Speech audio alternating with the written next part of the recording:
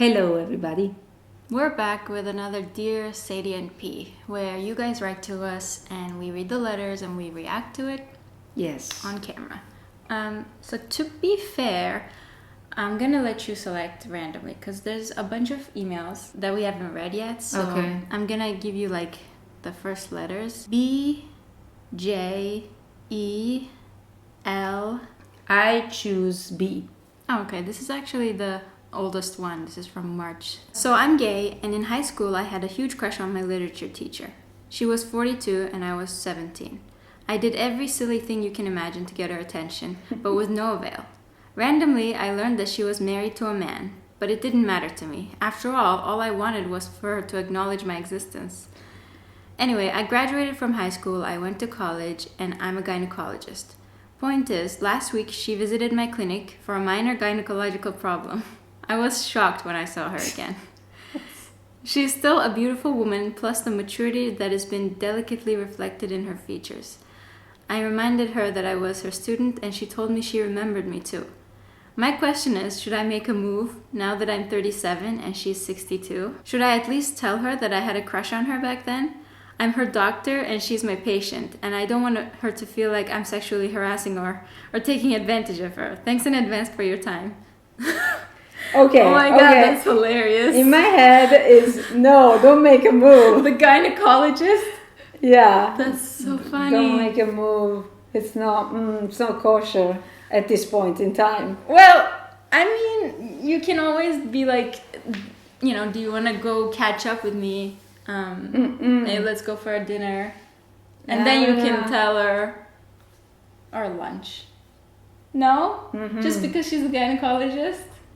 No, okay, just you don't have to act out all of a sudden just because she appeared in your life again. And in this condition where you are actually examining her private parts, okay? I mean, think about it. The irony of the universe, you know?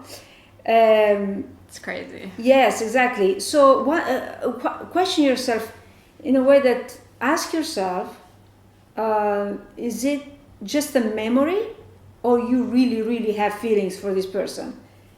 Do you wanna pursue this person just because you have a memory of having a crush on this person, and you want to feel a sense of completion, or you want to still want to be recognized and validated?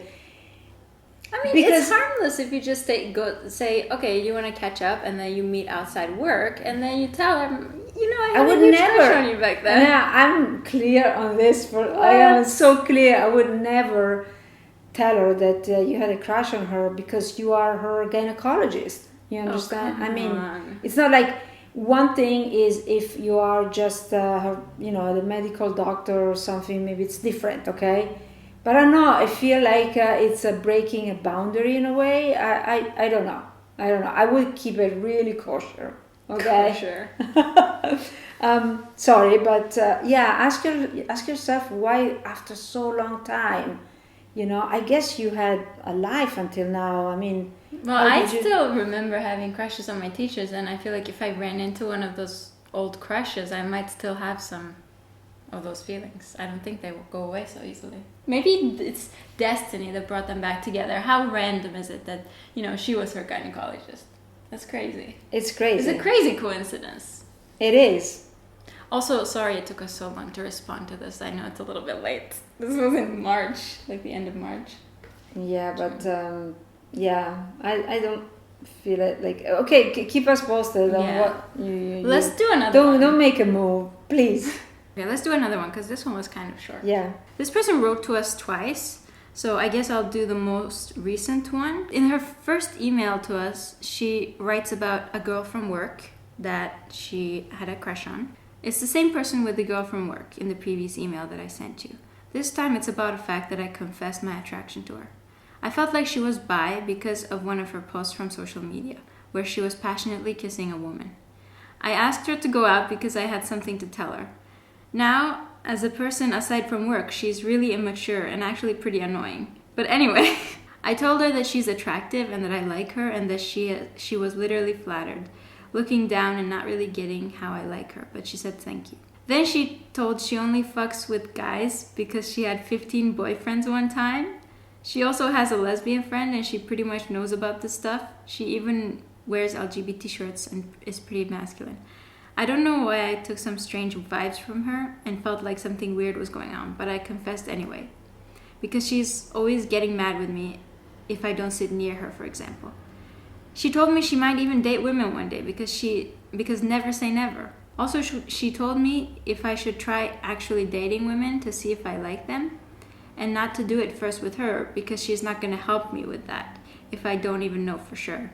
I explained to her that I know what this feeling is about and that I don't like men. She said, "Oh yes, I get why you don't like men. They're just..." She probably meant awful. She also told me she has a boyfriend, but like I never saw her with him. I don't know what to say. I feel disgusted by just how weird this woman is and why she's so in denial and why do I like her still. Before we said goodbye, she hugged me and forgot her roots. She almost went into a different direction. She even asked me how old I was. I mean, I'm 9 years younger, and if that is my first time, like almost as if she would give it a try hypothetically, or wanted to know if I ever slept with women.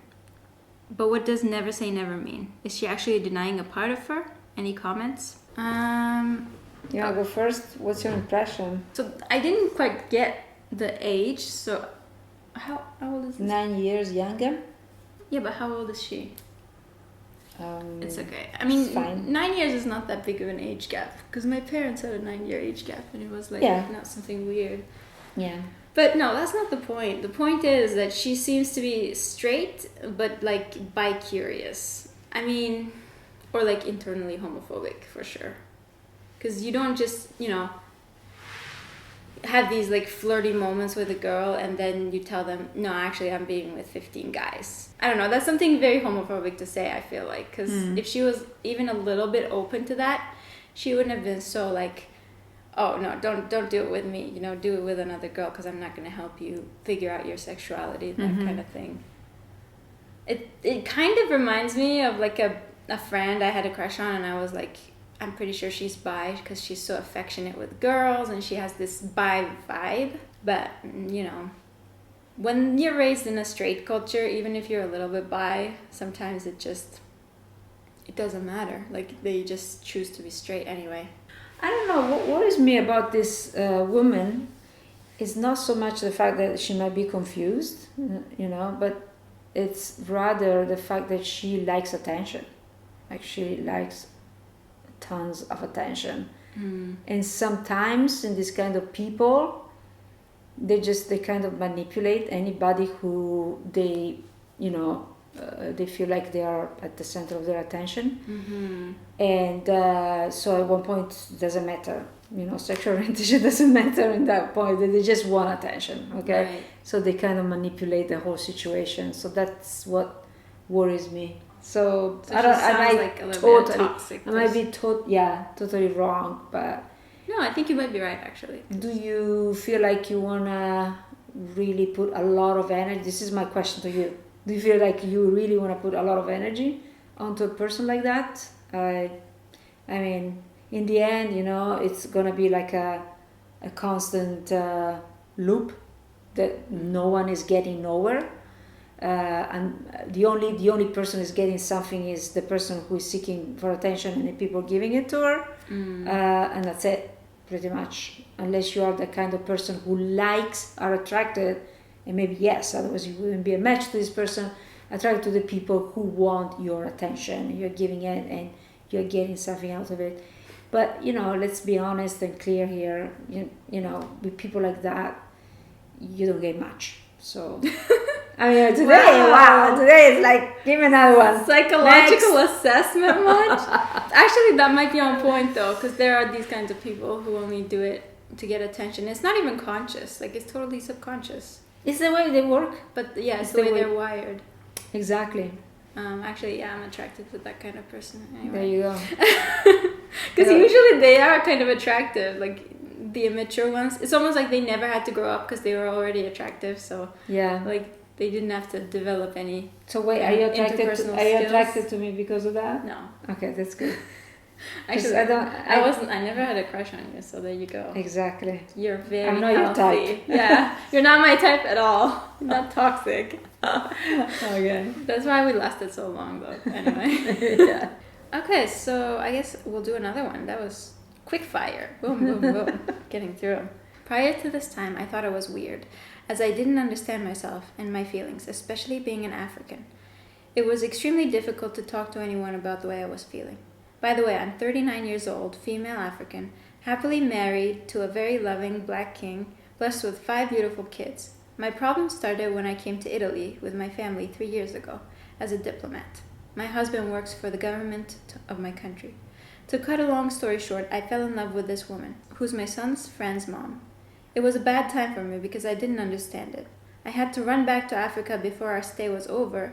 Still, I was thinking about this woman. At some point, I had to tell her about my feelings for her while in Africa. She was very understanding. She chats with me sometimes. I don't know and cannot tell how she feels about me, although I love her very much and she said she loves me. We cannot do anything about it as we're both married, plus distance. Oh, is that it? Yeah, that's it. It just ends like that. Mm-hmm. Wow, this one's different. Totally. Just went from So different energy. 5 kids, husband. This is very much charged with challenge. This situation, a lot of challenge. Do you want to take up this challenge and go against the grain, or suffer in silence and I don't know if she's suffering. keep up the facade? Do you think she's suffering? Of and course. It's a facade. I don't know. Did you talk to your husband? Happily married. Because there's a chance she's happily married, but then there's this other part of her that she wants to explore. Then take up the challenge. But you have to be clear with your husband. There are so many factors. One is did you talk to your husband about your feelings towards this woman? This is the thing. In these kind of situations, it's not so much like it's the impossibility of being with a person you love. But first and foremost is what about facing your situation where you are in at the present moment, which is your husband and your kids. Wow. Yeah, so before sorting the other thing out, because you don't know if the other person will do the same and she will have the courage to go onto that path, if there is love, if there is attraction, if there is passion, and the two of you want to be together, then the first thing you have to face is within your each other's families, like you with your family. I feel like this one's so much possible because they're both married, they both have kids, they both have settled lives in different countries. When something like that happens, it's like an alarm thing going off and saying, hey, you're also attracted to women, or maybe you are only attracted to women and so far you told yourself a lie. So it can be different scenarios, right? That was you? Yeah, the second scenario was me. I've always been attracted to women and I was lying to myself. Mm-hmm. So I created a parallel story and parallel narrative in my life. So but it can be also a scenario where you don't want to leave your husband because you really love him very much and you don't want to leave him. I always encourage to be open with yourself and to be open with the people that love you. It's the best thing because this will put you on such an amazing journey made of pain and joy. But if you keep hiding yourself, it's going to be very miserable, I assure you. It's going to be miserable. Like the miserable feeling. It's best to have pain and joy than just being miserable. I think I would almost say stay where you're comfortable because it's going to be so bad if you leave. It's the opposite of what you did, but... No. But you didn't have 5 kids. 5 kids is different. No, it doesn't matter. Actually, it's better when there are 5. What? No. Yeah, because they support each other. It's nice. Kids, the number of kids doesn't really matter. Oh, one thing though, do not ever make any decision because you're making it for her. Never do this. Start a game with the other person where, oh, I'm doing this for you. I'm doing this for you. No, this is you. You're doing it for yourself. Even if at the end of the tunnel, if you start, let's say, okay, I want to go inside the tunnel. I don't know when I will see the light of the day at the end of the tunnel. I don't know. But do not expect that at the end of the tunnel there will be her, the other part. You're going to find your other self, your true self at the end of the tunnel. And that's the most valuable thing that you can... Then if there is her, that's fine. It's a plus, okay? But never do it for anybody else. She's just the fact that you were a match to a person who is loving you and reciprocating in her love, etc. It's a plus.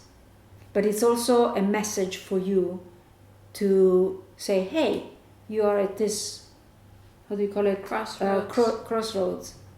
What do you want to take? And this is only for you. It's your personal journey. Wow, that got deep. Yeah. So yeah, we went from... No, you're her gynecologist. Do not go clear Oh my gosh. to this. Wow. Yeah. All right.